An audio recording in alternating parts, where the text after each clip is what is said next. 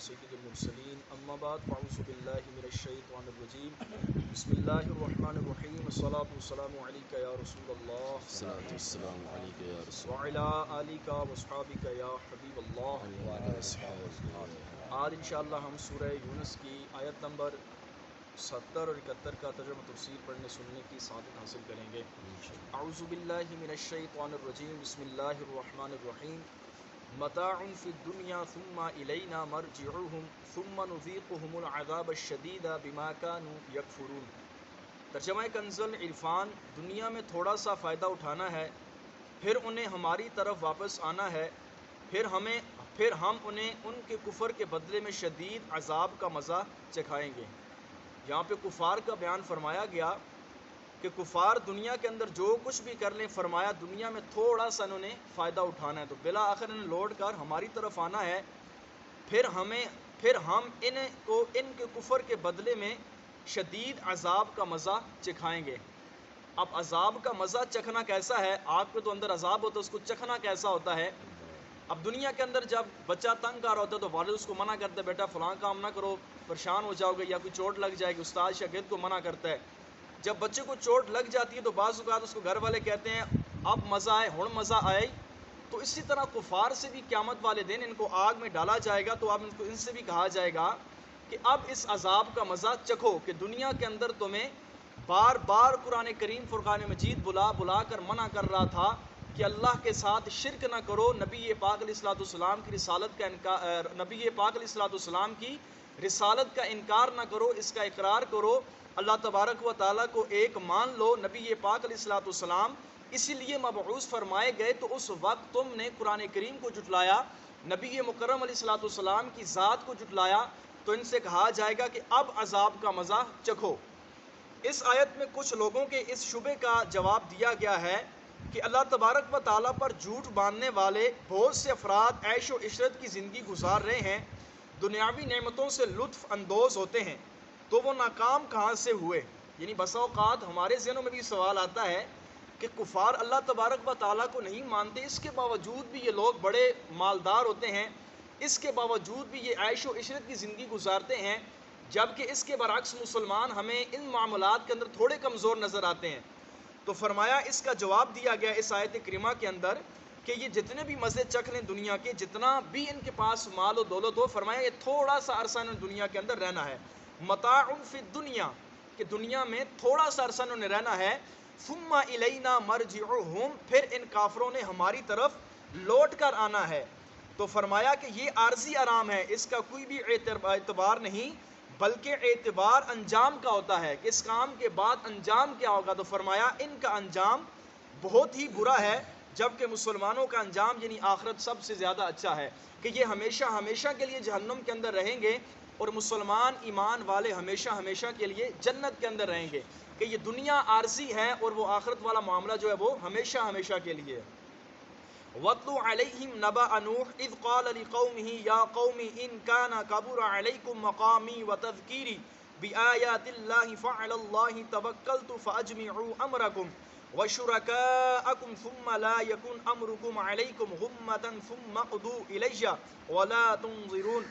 ترجمہ کنز العرفان: اور انہیں نوح کی خبر پڑھ کر سناؤ جب اس نے اپنی قوم سے کہا، اے میری قوم، اگر میرا قیام کرنا اور میرا اللہ کی آیتوں کے ذریعے نصیحت کرنا تم پر بھاری ہے تو میں نے اللہ ہی پر بھروسہ کیا، تو تم اپنا کام اور اپنے شریکوں کو جمع کر لو، پھر تمہارا کام تم پر پوشیدہ نہ رہے، پھر میرے بارے میں جو کر سکتے ہو کر لو، مجھے کوئی مہلت نہ دو.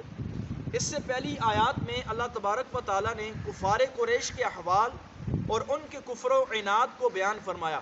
اس کے بعد اب ان آیات سے اللہ تبارک و تعالیٰ نے انبیاء کرام علیہ الصلوۃ والسلام کے واقعات اور جو کچھ ان کی امتوں کے ساتھ پیش آیا اس کا بیان شروع فرمایا ہے.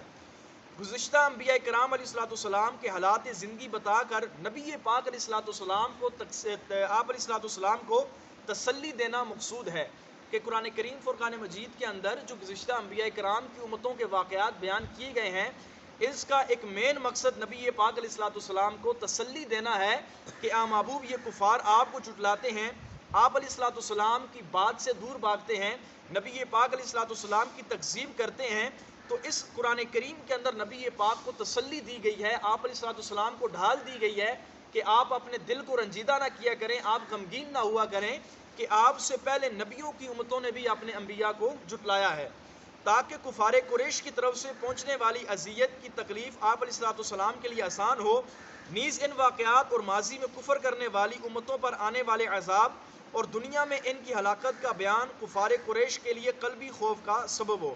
یعنی ایک وجہ اس کی بیان کرنے کی یہ بھی ہے کہ یہ جو مکے کے کافر ہیں یہ اس سے نصیحت حاصل کریں کہ پہلے نبیوں کی امتوں نے جب اپنے انبیاء کو جھٹلایا تو وہ طرح طرح کے عذاب کے اندر مبتلا ہو گئے۔ دو مقصد تھے، ایک نبی پاک کو تسلی دینا، دوسرا کفار قریش کے دل کے اندر خوف پیدا کرنا اور ایمان قبول کرنے کی طرف ان کو مائل کرنا۔ چونکہ سب سے پہلے حضرت نوح علیہ السلام کی قوم پر ان کے کفر و سرکشی کی وجہ سے عذاب آیا ہے، اس لیے قرآن کریم کے اندر سب سے پہلے نوح علیہ السلام کا ذکر فرمایا گیا۔ اس آیت کریمہ کا خلاصہ یہ ہے کہ حضرت نوح علیہ السلام نے یہ دیکھا کہ ان کا اپنی قوم کے درمیان مدت دراز تک ٹھہرنا اور اللہ تعالیٰ کی آیتوں کے ذریعے نصیحت کرنا انہیں ناگوار گزرا، اس پر انہوں نے مجھے قتل کر دینے اور اپنے علاقے سے نکال دینے کا ارادہ کیا۔ تو آپ علیہ السلام نے ان سے فرمایا، مجھے اللہ ہی پر کامل بھروسہ ہے اور میں نے اپنے معمولات رب کے سپرد کر دیے ہیں، تم میری مخالفت میں اور مجھے ایذا پہنچانے کے لیے جس قدر اسباب جمع کر سکتے ہو کر لو، بلکہ اپنے باطل معبودوں کو بھی ملا لو، تمہاری یہ سازشیں پوشیدہ نہ رہیں بلکہ علن اعلان سب کچھ کر لو، پھر میرے خلاف جو کر سکتے ہو کر گزرو، مجھے کوئی مہلت نہ دو۔ اللہ آپ علیہ السلام نے ارشاد فرمایا، مجھے تمہاری کوئی بھی پرواہ نہیں، میں نے اپنے رب پر بھروسہ کیا ہے۔ حضرت نوح علیہ السلام نے 950 سال تک تبلیغ دین اپنی امت کے اندر کی ہے۔ علماء نے لکھا ہے کہ 80 کے قریب لوگ جو تھے وہ آپ پر ایمان لے کر آئے تھے۔ حضرت نوح علیہ السلام کا یہ اپنی قوم سے کلام فرمانا یہ عاجز کر دینے کے طور پر تھا۔ مدعا یہ ہے کہ مجھے اپنے قوی پروردگار پر کامل بھروسہ ہے، تم اور تمہارے بے اختیار معبود مجھے کچھ بھی نقصان نہیں پہنچا سکتے۔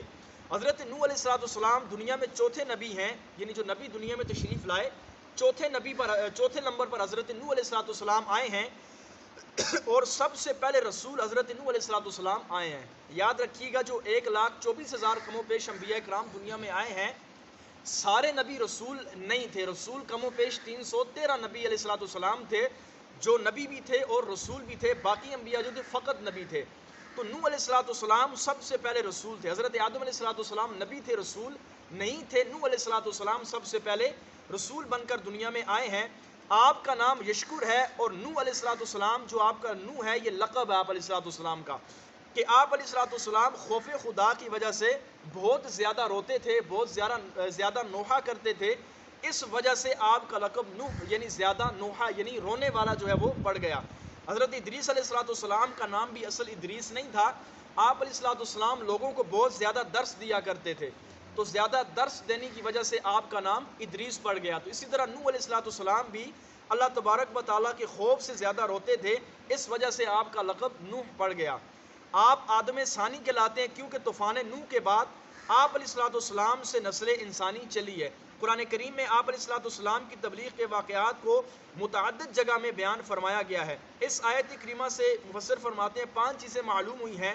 نمبر 1، انبیاء کرام نہایت شجاعت، بہادر اور اولو العزم ہوتے ہیں۔ جیسے یہاں ایک طرف پوری قوم دشمن اور مخالف ہے، دوسری طرف تنہا حضرت نوح علیہ السلام نے اپنے رب تبارک و تعالیٰ پر بھروسہ کیا، تو انبیاء کرام نہایت شجاع اور بہادر اور باہمت ہوتے ہیں۔ اس سے معلوم ہوا کہ مرزا قادیانی نبی نہیں تھا، کیونکہ وہ انتہا درجے کا ڈرپوک آدمی تھا۔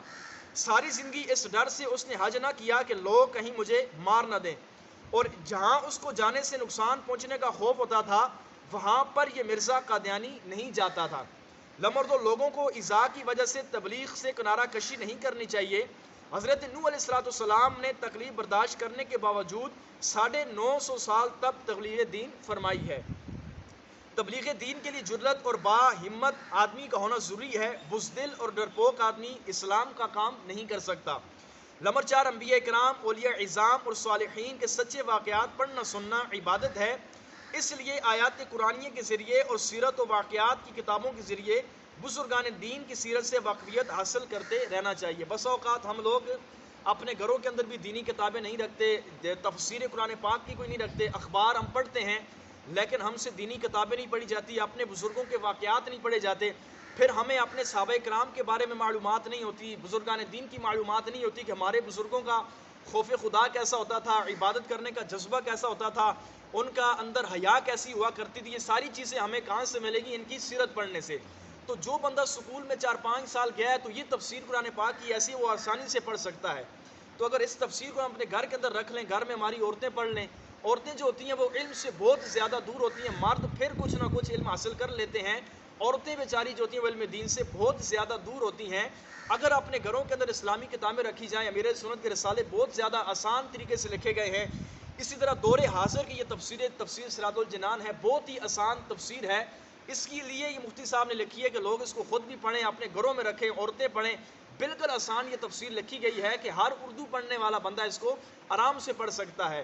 تو فرمایا اپنے بزرگان دین کے واقعات، اسی طرح ان کی سیرتیں پڑھنے سے بھی انسان کے دل کے اندر ایک تو خوف خدا پیدا ہوتا ہے، اس کے ساتھ ساتھ عبادت کا جذبہ اور نبی پاک علیہ الصلوۃ والسلام کی سنتوں پر عمل کرنے کا جو ہے وہ موقع بھی ملتا ہے۔ اسی طرح فرماتے ہیں آج کل ظالموں کی عادل، مسلمانوں کو قتل کر دینے والوں کو مجاہد اور امت کو تباہ کرنے والوں کو امت کا مصلح محسن بنا کر پیش کیا گیا ہے۔ ایسی تاریخیں پڑھنے سے اور ایسے لوگوں کی سیرت پڑھنے سے انسان کو دور رہنا چاہیے جو لوگ عاشق مصطفیٰ ہیں، اچھے لوگ ہیں، ان کی سیرتوں کا مطالعہ ہمیں کرنا چاہیے۔ جہاں ہم اخبار پڑھتے ہیں ہمیں چاہیے کہ وہاں پر ہی ہم اپنے بزرگان دین کی سیرت کو پڑھنے کی بھی کوشش فرمائیں۔ اللہ تبارک و تعالی ہم سب کو عمل کی توفیق عطا فرمائے۔ آمین۔